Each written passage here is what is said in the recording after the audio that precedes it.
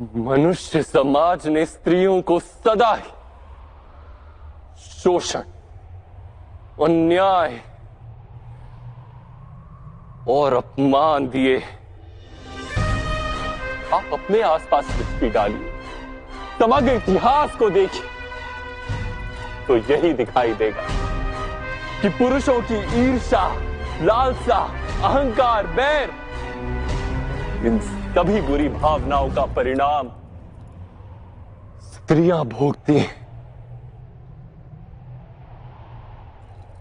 युद्ध पुरुष करता है,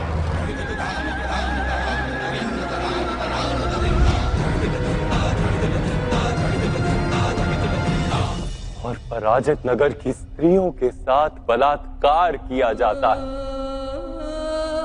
पुरुष मदिरा और द्यूत में अपनी संपत्ति गंवाता है।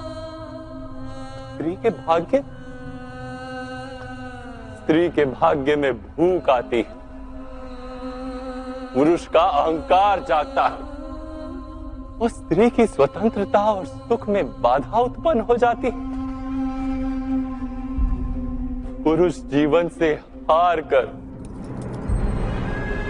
परिवार का त्याग करता है, और स्त्री अपने नन्हे नन्हे शिशुओं का पेट भरने के लिए संघर्ष करती रहती।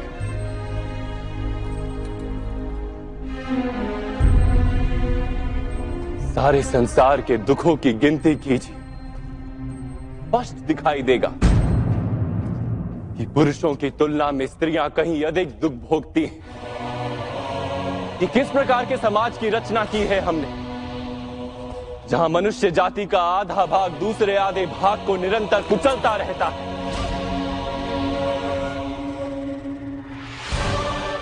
और वही कुचली हुई स्त्रियां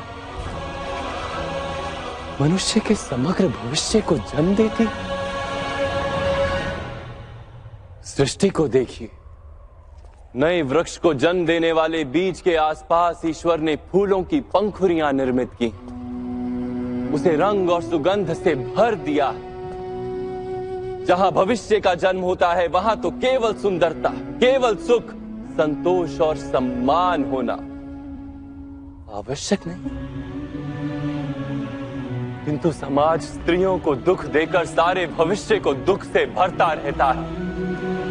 मान, शोषण, पीड़ा, सबसे झुलसी हुई स्त्रियां स्वस्थ और सुखी संतान को जन्म किस प्रकार दे सकती हैं?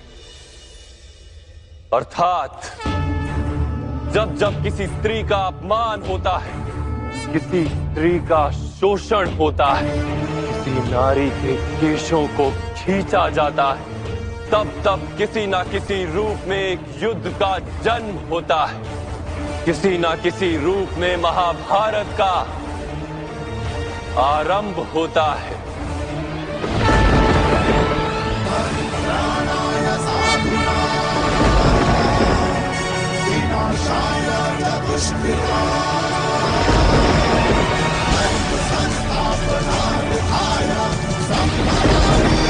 स्वयं विचार कीजिए, बार बार विचार कीजिए।